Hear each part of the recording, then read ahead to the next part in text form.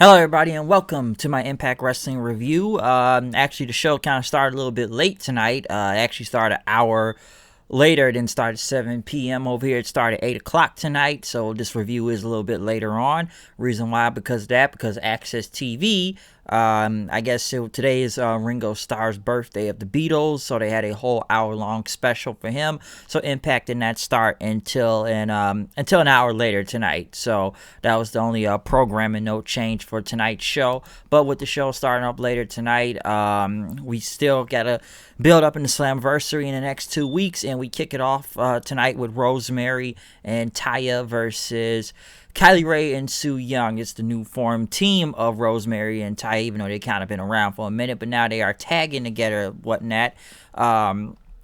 This match here, not a bad match, I should say, kicking off the show. One thing I could take from this was Kylie Rae pretty much tapping out Rosemary doing an STF. Reason why, because Rosemary was knocked off the ropes, which Johnny Bravo kept tending to Rosemary on the ground. Taya was looking for Johnny Bravo out there, but like I said before, Kylie Rae was able to get the STF on her, getting the pin, not the pin, but the submission over Taya right there. Like I said, I'm actually almost surprised to see that Kylie Rae and Susie there, Young. I think I said Su Young earlier, but yes, Kylie Rae and Susie finally got the win, which most of the time looks like they take L's. Mostly Susie is there to take the pinfall, but they've taken a lot of L's, so at least they actually got a win this time. Like I said before, this is more hype going to Slammiversary due to this whole Knockouts Gauntlet coming in. Like I said, it's a lot of tag teams, I should say, too, but going on into that, they went to Chris Bay and Johnny Swinger, which Chris Bay was kind of disappointed that Swinger was banned from ringside Slammiversary, but Johnny Swinger said he has a plan. He's going to put it into effect tonight. We got a four-way tag team match. The Deaners, Team Triple XL, Reno Scum, and Falaba and TJP. I feel like I'm seeing the same tag match almost every other week, depending on which team it is. It's almost like they've become either irreversible or interchangeable almost. I've seen a lot of Reno Scum versus Falaba and TJ Perkins lately. Sometimes Triple XL is involved. If it's not the Rascals, then it's going to be the Deaners somehow involved in this. Match wasn't bad or anything. Now, I know it ended up with TJP and Reno, and, followed by Reno Scum pretty much going in the back brawling with each other, but it ended up with the Deaners getting the win over Team Triple XL to actually win this entire fatal four-way thing. So the match was just kind of whatever. I don't know where it's really leading into. I don't know if any of these teams even have a match at Slammiversary or anywhere near the tag team titles right now that I think about it. And then they went to the back with TJP and followed by pretty much battling at Reno Scum. Like I said, they fought in the back and everything, but Reno Scum got the upper hand, pretty much throwing Falaba onto the wall and burying TJP into a whole bunch of guardrails, throwing it under him. So, yes, there's some type of feud that's still going on with this. I guess they're still trying to find out who attacked Trey Miguel and whatnot, but, Trey Miguel and whatnot, but I don't know where it's leading to right now, but they got beat up. They showed Johnny Swinger going through some bags until he found the Super Eric costume, which, it may be better for the hotel room later on. And then he saw Suicide's bag, so I guess we're going to see more of a little bit Suicide later, so we'll get into that. I know they played something, another flashback, which they played the whole match, I believe, with, I think it was the Beautiful People going against Angelina Love and Tara, Victoria, whatever you want to call her or whatnot.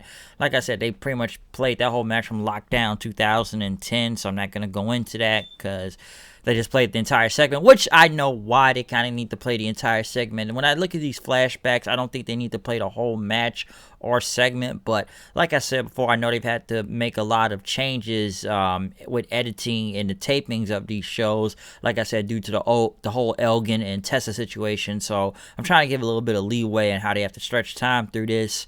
They did have Sami Callihan talking to Ken Shamrock. Of course, he does a little teleportation hacking thing and whatnot. And Shamrock pretty much tried to tell him, like, listen, man, we have a chance to shut the North up and become the tag team champions. And that, listen, man, I see said he has his back in the main event later tonight to help Sammy out.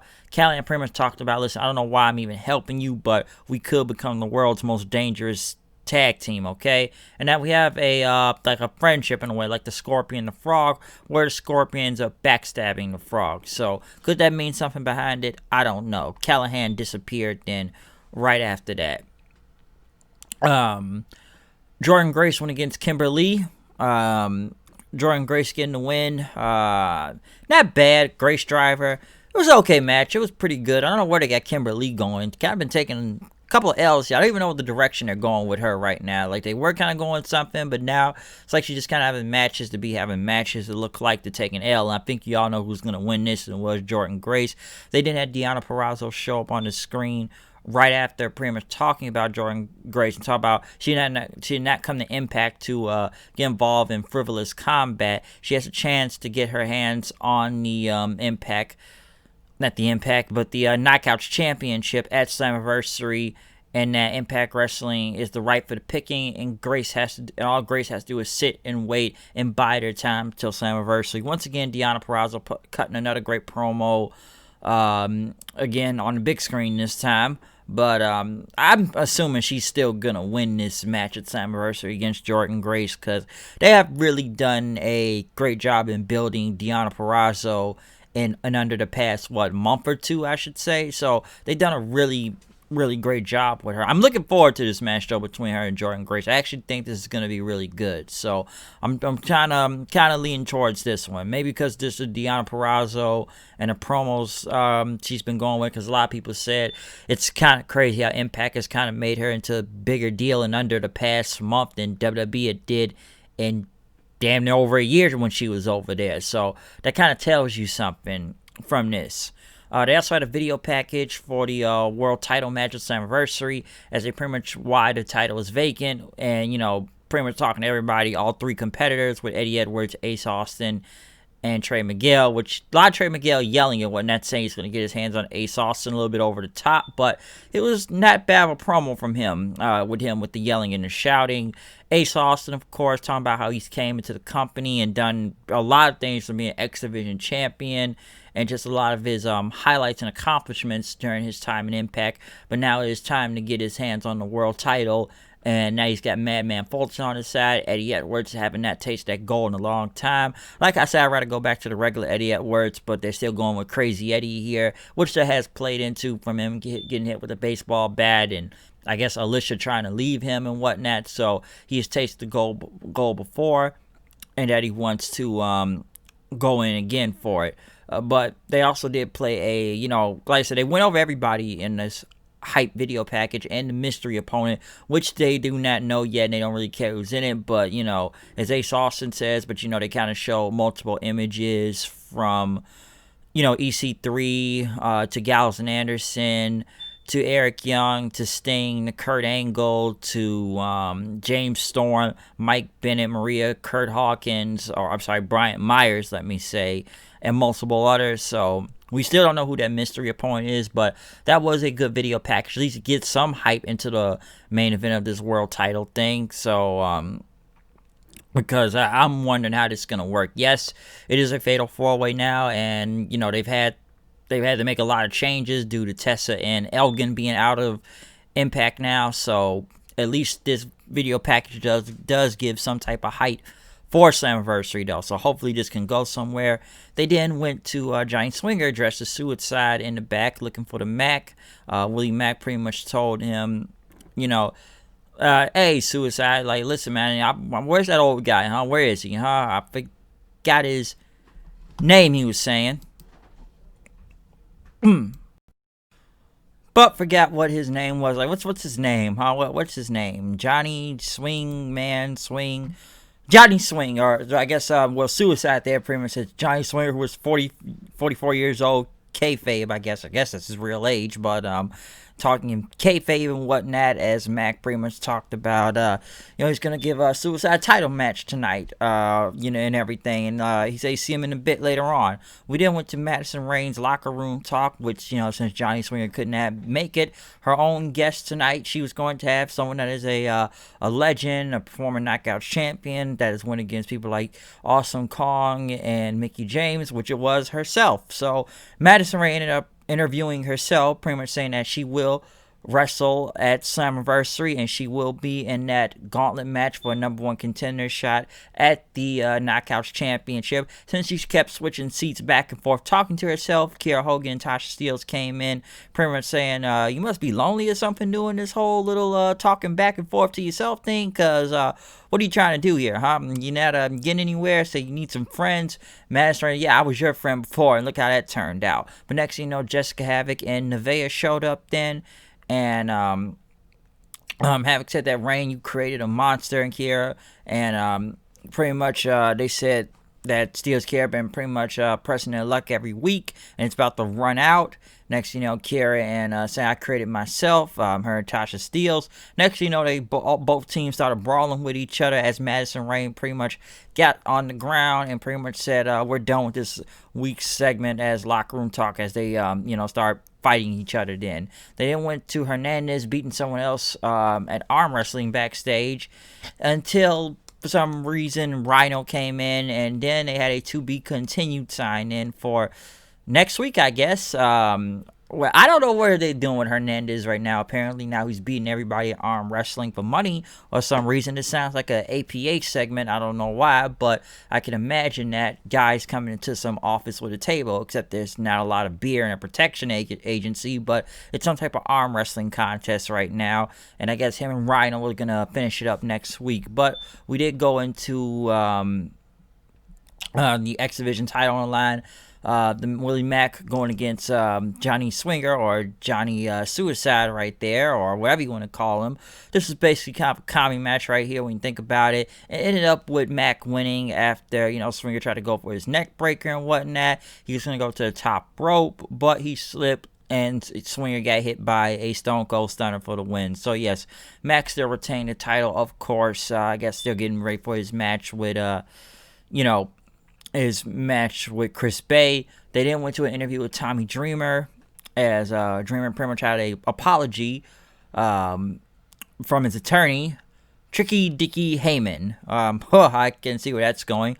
And Dreamer talked about that Moose has a fragile ego, and there's no way that Moose doesn't have a heart, because you need a heart to live. And talk about he has no passion for the game and wrestling, and that, you know, he doesn't know who Emmett Smith, Barry Sanders, Bruno Sammartino, and Bob Backlund are, and that he thinks that the world is flat and that he can beat Floyd Mayweather in a fight. And he understands that words hurt and that he is sorry. Moose did not like his apology and think it was sincere enough. I actually thought it was funny. And Moose pretty much went on to say there is no proof that the earth is round and everything, as Dreamer started laughing at him then, and pretty much said he's got off the line with the TNA Championship Committee, the TNA Authority, and TNA, you know, commissioner or whatnot. I don't know who is he talking about. And now he has a title shot against Moose for that TNA title. Moose pretty much says, "Are you stupid or something? There's not a TNA Championship Committee." And Dreamer says, "Listen, I'm challenging you to an old school match. Not no Extreme Rules or anything, an old school match." And Moose pretty much said that Dreamer only had to ask for a title shot if you wanted one, because there is no Championship Committee that exists. And Dreamer pretty much says, like, yeah, you're right, because there's also not TNA either. And pretty much, you know, Moose looked confused, and so the match is going to be at Slammiversary. I don't need to see Moose versus Dreamer for this title, which I'm sure 10 out of 10 Moose is going to win that match, of course, because it's Moose, and then maybe somebody's going to face him for that TNA title. I don't know, okay? But he's going to beat Dreamer, okay? Dreamer's not winning anything. Let's get that out of the way right now. But in the main event, we got Josh Alexander versus Sami Callihan. Not a bad match, I'll say that. Of course, you knew it was going to be some type of shenanigans going on in the end. Ended up with Ethan Page attacking the referee and whatnot. You know, pretty much breaking up the pin, you know, from Callihan after hitting him with that power driver on the side of the apron and everything. Next thing you know, Ethan Page got in and pretty much about to do a power driver on him, doing his whole thumb thing and whatnot. But Ken Shamrock came out for the save, put the ankle lock in on Ethan Page as Callihan got up, and he pretty much hit the pile driver on Josh Alexander for the win right after that. And Callihan said, "I see you," to Ken Shamrock and left. But before we could end the show, though, they did have one more thing. Once again, you know, someone coming coming to an Impact that it will be a former world champion, but he's not coming alone. It's going to be some more people coming, and once again, it's that same person that had the drink and everything. But the difference in between all that, with who is going to be who had those drinks, it looks like there was like 3 hands there. So there is more than one person coming back at Slammiversary, okay? Mostly the main hype to a lot of the Slammiversary show is who is going to be coming to Slammiversary. We don't know. I don't know who it's going to be, but apparently it is more than one. Yes, the hint has been a former world champion, but it's been several more people too. I know we've been getting rumors like the Good Brothers coming in, Gallows and Anderson, which I don't know how true that is, but apparently they may be there, or Eric Young or EC3. I don't know. They've laid out multiple hints, teasers of several people coming back. I'm not sure, but they have kept the mystery game going pretty much every week now, and up to this date until we find out who is going to come. So I don't know what's going to happen at Slammiversary, but the hints are getting more and more out there. Like I said, I could see EC3 coming back. I could mostly see Eric Young coming back. I think he was going to be reforming Team Canada or something until Michael Elgin got fired. I really thought they were going to do some Team Canada thing. I do believe Gallows and Anderson are coming. Aces and Eights, I don't know. And yes, I know Bully Ray is a free agent now. He's not with Ring of Honor anymore. So I know people are probably expecting some type of Aces and Eights reunion to happen. I've been hearing that also, which they played out with not Devon, but D'Lo Brown with the Aces and Eights jacket himself. I don't know. And like I said, we have seen clips from several people. Like I said, people that are free agents right now. We've seen people from Leo Rush to, like I said, Kurt Hawkins, Mike Bennett, Maria, Sting, Kurt Angle, just several people. I guess Chris Sabin, Austin Aries. I highly doubt Austin Aries, but it's been several people that are apparently going to be coming back. So I don't know, but all I know is it's more than one. So we got another 2 weeks till Slammiversary. We'll see what happens during that time. But other than that, though, that's all I got to say about Impact tonight. So comment, subscribe, tell me what you thought about the show. Find me on Twitter at HoodedKnight890. Just tell me, who do you think will be coming back at Slammiversary? Because I don't know, but tell me, what do you think, or what did you think about the show tonight in general, of who's either going to be coming back, okay? Because there's more clues, and we're getting closer and closer to Slammiversary, folks. So yeah, other than that, it's me, HDD, coming at the news and the reviews. Stay intact. I am now done with this review for Impact. So yes, I'm out here. I'll see you guys later. Peace out.